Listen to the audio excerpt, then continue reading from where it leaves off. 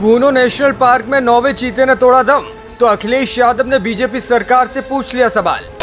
जब पीएम खुद इतना प्रचार करके लाए थे चीते, तो फिर इस तरह मौत की जिम्मेदारी कौन लेगा? पूरी दुनिया करेगी भारत पर थू थू, पीएम रहेंगे चुप, आगे पता नहीं क्या क्या होगा। अखिलेश की चिंता पर भाजपाई मौन, सरकार जवाब से दूर भाग रही, आखिर क्या है सच्चाई? मध्य प्रदेश के कूनो नेशनल पार्क में 2 अगस्त को एक और चीते ने दम तोड़ दिया है। मार्च से अब तक 9 चीतों की यहाँ मृत्यु हो चुकी है।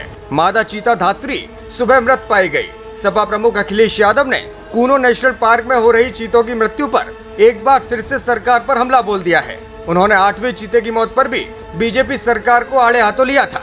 अखिलेश यादव ने आरोप लगाया कि चीतों का राजनीतिक शक्ति प्रदर्शन के बाद कोई ख्याल क्यों नहीं रखा गया। अब एक बार फिर उन्होंने 9वें चीते की मौत पर सीधे भाजपा सरकार पर सवाल उठाए हैं। अखिलेश यादव ने कहा है कि चीतों को सरकार की शक्ति का प्रतीक मानकर भाजपा प्रचार प्रसार करने में जुटी रही, लेकिन चीतों की हो रही मौत से अंतर्राष्ट्रीय स्तर पर भारत की छवि खराब हो रही है। आपको बता दें कि चीता प्रोजेक्ट के तहत नामीबिया और दक्षिण अफ्रीका से 2 चरणों में 20 चीतों को कूनो नेशनल पार्क लाकर बसाया गया था। चीतों का पहला जत्था पिछले साल सितंबर और दूसरा जत्था इसी साल फरवरी में भारत आया। 27 मार्च को नामीबिया से लाई गई मादा चीता शासा की किडनी में संक्रमण की वजह से मौत हो गई थी। जुलाई में नर चीते सूरज की मौत के बाद ये आंकड़ा बढ़कर 8 हो गया। मार्च महीने के बाद से मादा चीतों में एक धात्री की मौत का ये 9वां मामला है।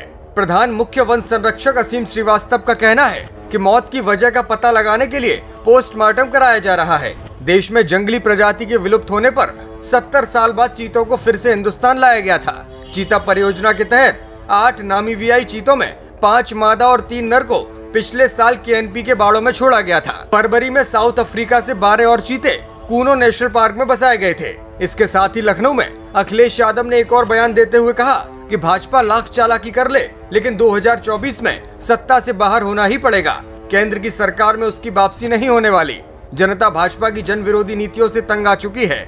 भाजपा ने जो झूठे सपने दिखाए थे, उसकी सच्चाई लोग जान गए हैं। अब जनता के सब्र का बांध टूट रहा है। उन्होंने कहा कि विगत 2022 के विधानसभा चुनावों में भाजपा ने धांधली और सत्ता का दुरुपयोग करके इसे जीता था।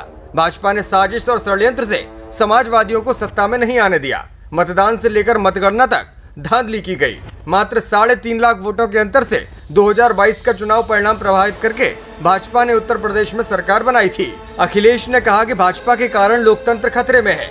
संवैधानिक संस्थाओं को इरादतन कमजोर किया जा रहा है। प्रशासन में भी भेदभाव का जहर भारतीय जनता पार्टी बो रही है। सपा की मान्यता है कि भारतीय संविधान से देश की व्यवस्था चलनी चाहिए। जब संविधान बचेगा तभी लोकतंत्र बच सकता है। Bureau report, Samajwadi bulletin news.